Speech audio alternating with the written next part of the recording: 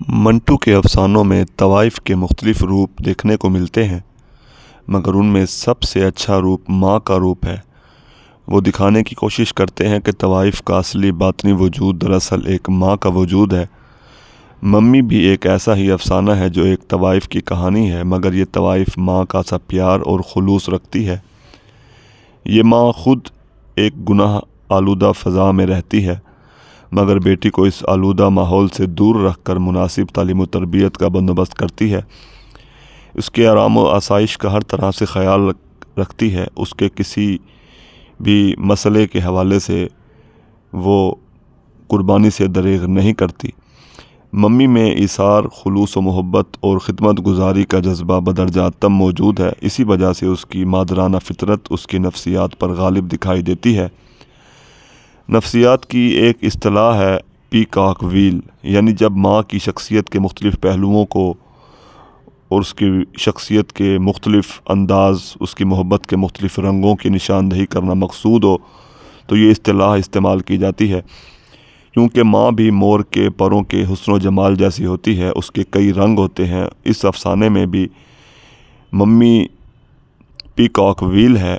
वो एक नायिका है, एक पेशावर औरत है, एक दलाला है, मगर जिन लड़कियों से वो पेशा कराती है उन्हें माँ किसी मोहब्बत भी देती है और उनकी मुहाफ़िज़ भी बनी रहती है। मम्मी का असल नाम मिसिज़ अस्टेला जैक्सन है। पहली जंग अज़ीम में शोहर के मारे जाने के बाद उसकी पेंशन अस्टेला को मिलती है। वो गुज़िश्ता 10 सालों से पूना में सईदा कॉटेज के पास एक मकान में रिहाइश पजीर है। वहाँ के लोग उसे मम्मी कहते हैं। लड़कियों को जमा करना, शराब और महफ़िल नशात का बंदोबस्त करना उसका काम है।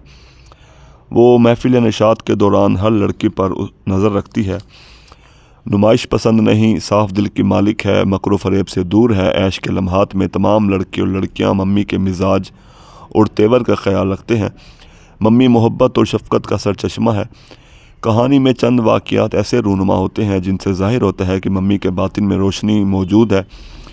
चड्ढा नामी किरदार जिसे मम्मी बेहद अजीज़ रखती है। चड्ढा महफ़िल नशात में शरीक रहता है, लड़कियों से लुत्फ़ उठाता है, शराब पीता है, नाश्ता गाता है। वो एक लड़की फ़िलस में दिलचस्पी लेता है। मम्मी फ़िलस के कमसिन और मासूम होने के बाइस चड्ढा की हवस का निशाना बनने से उसे रोकती है। चड्ढा को तमाचा मारती है, मगर जब चड्ढा बीमार हो जाता है तो उसकी तीमारदारी भी करती है। इसी तरह मम्मी राम सिंह को कत्ल के मुकदमे से बचा लेती है। वो मजबूत इरादे और अक्ल व फ़हम की खातून है। यूँ महसूस होता है वो किसी गहरी तारीकी से बाहर निकली है और उसकी ममता भी उसी गहरी तारीकी की ही अता करदा है।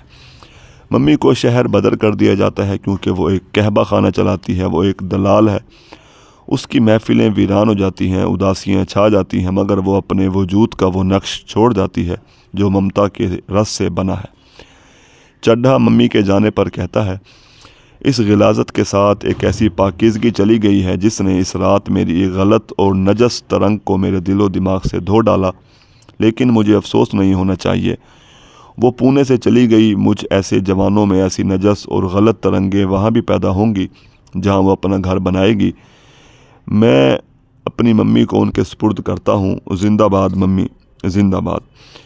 इस कहानी की तवालत इस कहानी की सबसे बड़ी फ़नी नाकामी है। गैर ज़रूरी वाक़यात थीम को धुंधला कर देते हैं।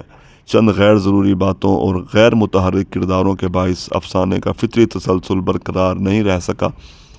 बाज़ जगहों पर कहानी बोझल दिखाई देती है, मगर इसके बावजूद मंटू ने ममता की जो खुशबू इसमें बखेरी है वो बड़ी गैर मामूली नौइयत की है। शुक्रिया।